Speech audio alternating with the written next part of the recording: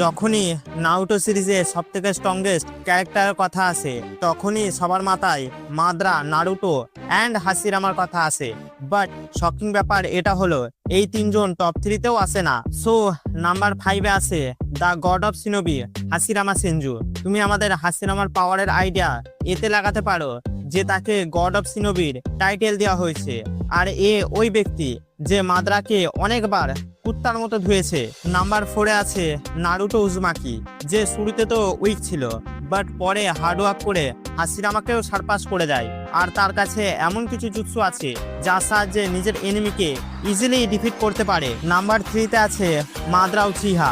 I know তুমি আমাকে বলছো এ তো টপ 3-তেও ছিল না। হ্যাঁ, আমি এই মাদ্রার কথা বলিনি। এই মাদ্রা তো হাসিরামার কাছে মার খাচ্ছিল।